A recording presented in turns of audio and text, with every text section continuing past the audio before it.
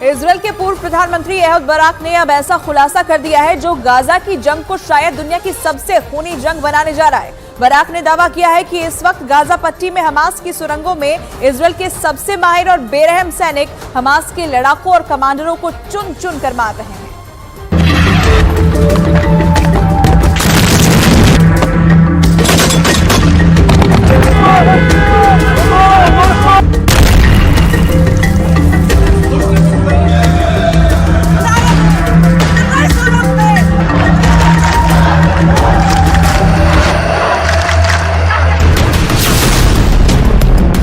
Israel के पूर्व प्रधानमंत्री एहूद बाराक ने न्यूज वीक मैगजीन को दिए इंटरव्यू में दावा किया है कि पहली बार ऐसा हो रहा है कि इजरायल की आईडीएफ को गाजा पट्टी में बेहद शातिर और क्रूर हमास लड़ाकों से लड़ना पड़ रहा है। इजरायल के पूर्व प्रधानमंत्री एहूद बाराक ने दावा किया है कि सुरंग में घुसकर हमास के लड़ाकों को मारने के लिए इजरायल ने अपने सबसे माहिर और बेहतरीन सैनिकों को भेजा है, जिन्हें 269 सायरेट मटकल के नाम से जाना जाता है। इजरायल की ये ऐसी खुफिया सैनिकों की यूनिट है जो बेहद तेज दिमाग और दिलेरी से हमास के लड़ाकों को खत्म कर रहे हैं। दावा किया गया है कि इजरायल की 269 सायरेट मटकल ही हमास के कमांडर और डिप्टी कमांडर्स को चुन चुन कर मार रही है।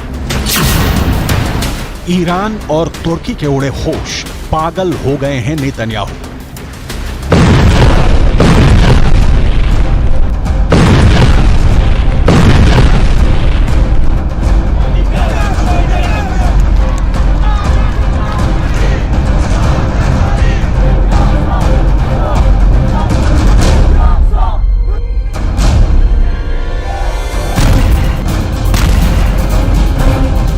अगर हम मौजूदा हताहत लोगों की बात करें तो ये दावा किया जा रहा है कि हमास के हमले में अब तक इजरायल के 1405 लोगों की मौत हो चुकी है और 5431 घायल हैं।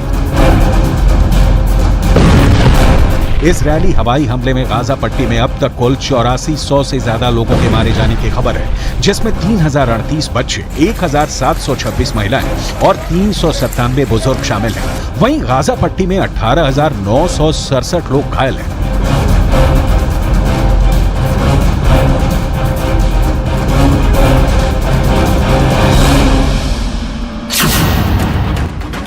गाजा का सर्वनाश, 100 विमानों से 5000 हमले। खबर तो यहां तक आ रही है कि ईरान के इशारे पर लेबनान के हिजबुल्लाह ने इजरायली सेना से सीधी जंग के लिए गाजा पट्टी को फाइनल वॉर जोन बना दिया है।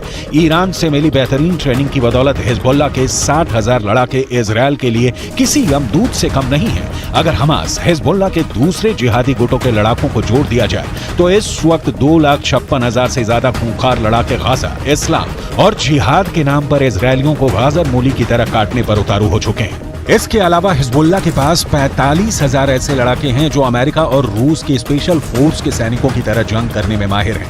हिजबुल्लाह चीफ हसन नसरल्लाह यहां तक दावा करते हैं कि उनके पास 1,50,000 से ज्यादा मिसाइलें हैं जो इजरायल को मिडल ईस्ट के नक्शे से मिटा देंगी। लेकिन सवाल उठता है कि जिस तरह से इजरायल ने अब गाजा पर हमले शुरू कर दिए हैं, क्या ऐसे हालात में हमास और समर्थक मुस्लिम देश इजरायल को रोक पाएंगे?